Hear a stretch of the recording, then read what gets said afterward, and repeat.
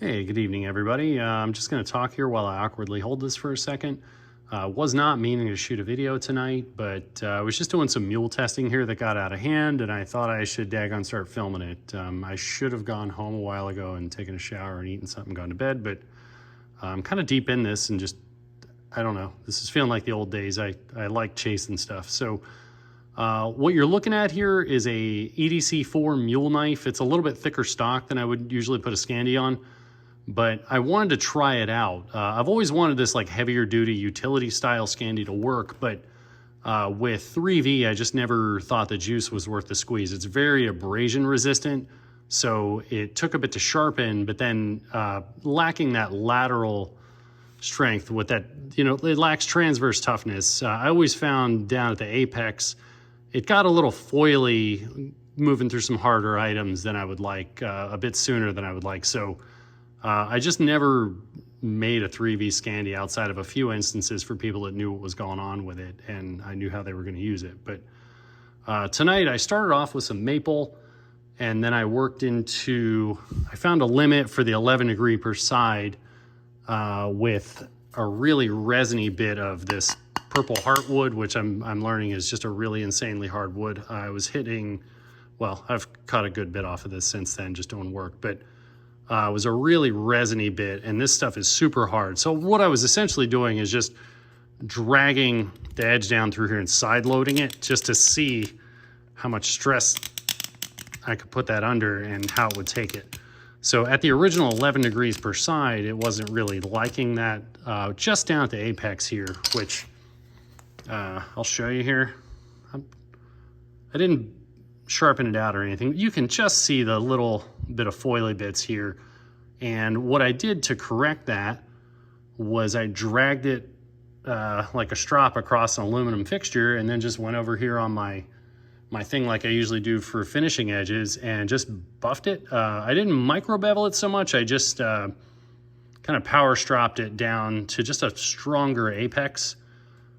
So there's no abrasives involved here. So I just kind of buffed the damage out. And I've been doing some daggone work here, and this thing's blowing my effing mind. I think I really like this knife. So in spite of just the, I mean, there are like microscopic little foils here just from this wood. Give you a little bit better look at it here. I was just working down, going after it and cutting in and then just pulling just to see what I could get it to do. And it didn't exactly like it very much right at 11 degrees per side. Nothing else made it move, but then the guys were telling me, and I have to agree, that's a really dense, tight grain, very resiny wood. So I'm not surprised by that, but I'm really happy with how easy it was to repair. But since then, this damn thing seems like it's sharpening itself on everything else that I'm cutting. So I made a beaten stick here. So I carved all this. I was working some more maple, doing some more of this purple heartwood. And then they found this, I think Böhler said it was Jatoba or Brazilian cherry. This was really hard. So I batoned some of that. So this has all been since just that little strop repair. And I've done all of this damn work, and I have to film this now because this is getting excessive. I've been batoning elm. This piece exploded over there on the frame, which is super irregular. And I'm just batoning down through it, and it's side loading the apex, and it's just taking it all.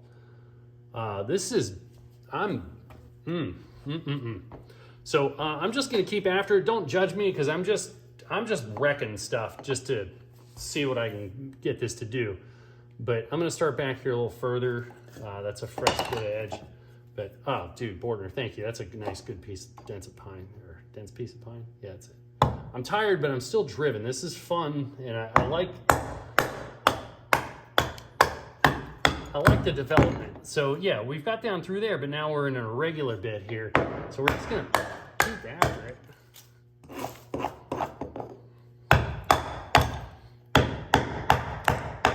Trying not to hit my landlord's floor here.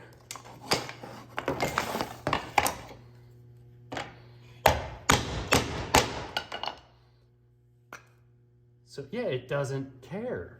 Let's do some more. I don't know, this is probably gonna be boring if you don't like this type of thing, but I'm just gonna get after it here.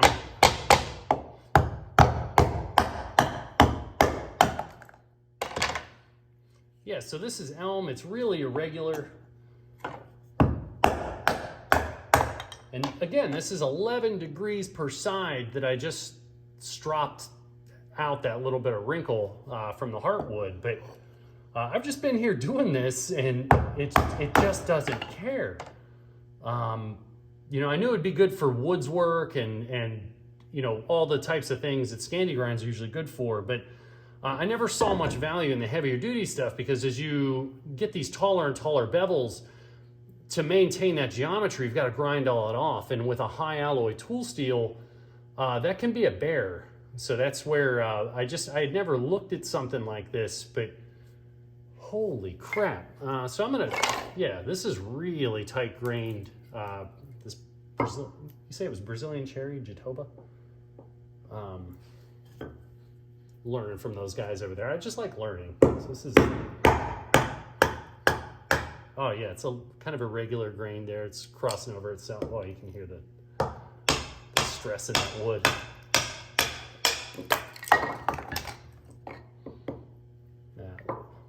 If I'll get any of that tape resin on this, but so we're just gonna do work here until I get tired or something happens to this thing.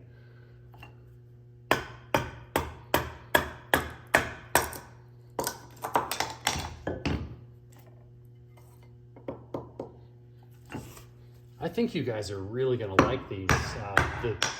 The thin, efficient Scandi is, I mean, that's just a really nice design there, and it's just to even call it a Ferrari seems like an understatement. Just especially as I'm learning what this steel can support in geometry.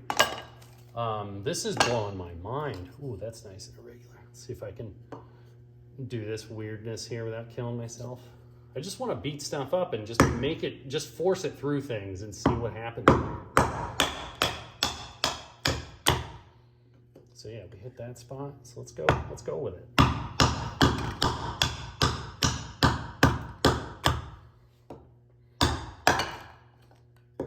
You know what? Let's throw this out here. That seems really tough. What do you think? Let's do side grain maybe? Am I in frame? Yeah, we're in frame. Okay. I just set this up. I don't know. I shouldn't be here, but I feel compelled for you guys. I'm having fun with this. I like the new stuff. I just want to show you guys what's out there and what is possible. And for a while there was really getting frustrated, but it's all working now. So let's just do it. So we shattered the piece of wood. Yeah, no, this doesn't care. So here, I'll start back here. Nothing. It does not care. Oh, that's awesome. This is phenomenal. Let's do it some more. I don't know. I'm sorry, maybe Ellie can turn the volume down on some of this. I should have done this on the concrete, but I didn't know what I was going to be doing. I should know myself by now, but here we are.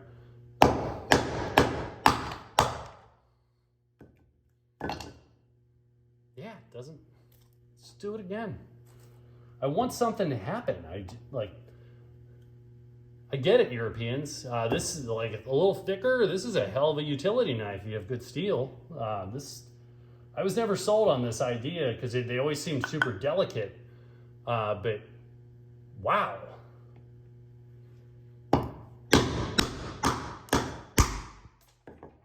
So yeah, side grain through the elm there, and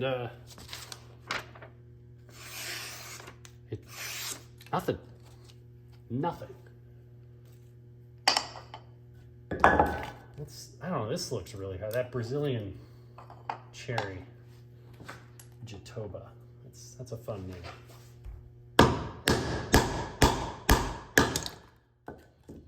think?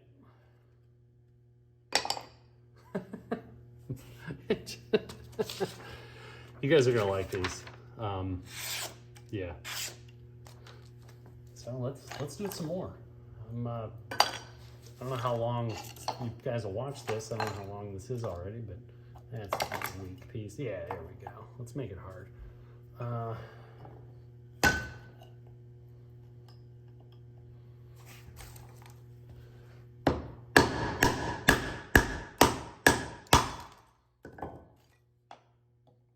use more of this belly.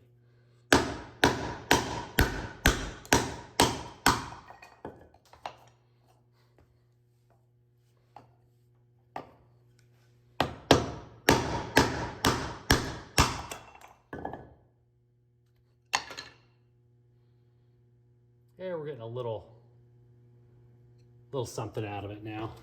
So finally, got a tiny little bit of deviation there. But let's see where we're at here. We don't really have a flat spot. It's starting to deflect a little bit right there, but there's no, I don't believe, a flat spot. Yeah, let's find out. There's a little pitch here, so it might catch a little bit, but no. Yeah, I've got pitch hanging onto it there. Yeah, so it's a little foily here. I'm just gonna go over and run this over onto the buffer real quick. Like I said before, this is just my edge finishing stuff here, but that's a hardwood. It's very tight grained and resiny. But super dense wood, but that's still, I'm starting to get a little deflection right at the apex, but that's, am I still in the front? Yeah, right at the apex here, but it still shaves. So, I mean, 11 degrees per side. What else can I do here? I'm just getting excited. I want to do stuff. Yeah, I'm gonna just see how hard that is to strop that out, but we have one tiny, let me see if I can grab it here. There's one tiny little deflection right there. But I feel certain that's gonna just buff right out, so let's find out. It's not really the heavy batoning geometry, but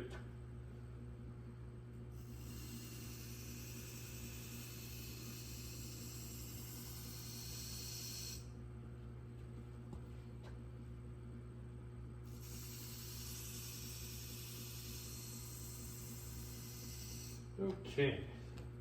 So yeah, there's a little bit of deviation there. The apex is starting to yield a little bit under just that, well, you heard it, you saw it, but the apex is still fine. So we just started to get some yielding there due to that really, really low included angle. But that's less than the depth of a cutting edge of damage there on a traditional ground knife. That is blowing my mind that it's supporting that low of geometry. Especially doing this. I mean, this is some of the hardest woods I think in the world. What's that stuff, you Australian customers? What's that wood down there? Send me some of that. But yeah, I'm just gonna do some, I think this is walnut, nice tall piece there. But I'm gonna use this part of the edge here and just see. So we kind of found what our threshold is up here for, I mean, that was a ton of energy. I gotta watch my swears here. Going down into that to get that to force that wedgy geometry through there. Because like I said, this is a thicker thing than I would usually do this grind in, but I got curious, so we're just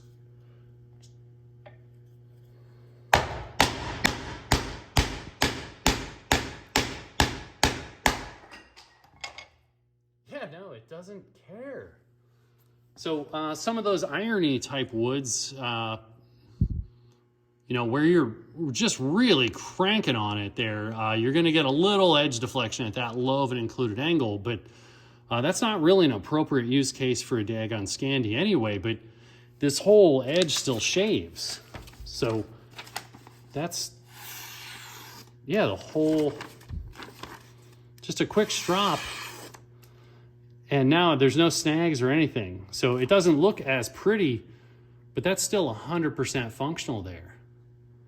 So I'm not sure if I'm still convinced on something quite that thick. I was really enjoying the thickness and where all this ended up with the 130 limited editions. So I might split the difference, but I do think generally I chose the 115 thick blade weight for our Scandi on the 4.5 because I think that the edge depth here that you have to grind versus how thick it is versus what kind of work you're going to be doing with that kind of knife, it looked like just a good balance so that it's not a ton of work resharpening, but then it's thick enough for little things to still baton and split with. But if you guys are seeing any use case here for something thicker like this as a utility knife, just let me know. I'm just sharing this as the, in the spirit of full disclosure here. I don't want to hide anything from you guys. I want the best for you, but holy shit. But yeah, I was carving all night and it just really didn't do anything until I just really started side loading this. But even after I stropped this out a little bit, just strop the apex down a little stronger. I can't even call it a micro. I mean, it's a microscopic bevel, but from there on, it handled all this side loading. And I mean, listen to it. It's just,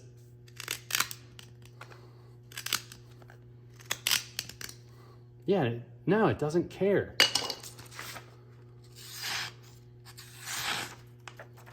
So yeah, I don't want this to carry on too much longer here, but that's what I do in my free time here now. Just want to keep things moving and just test stuff, abuse test stuff, but that can support a really, really low geometry functionally. And even that abusive stuff, we have no blowouts or anything. Even then, it just yielded a little bit right up here at the apex.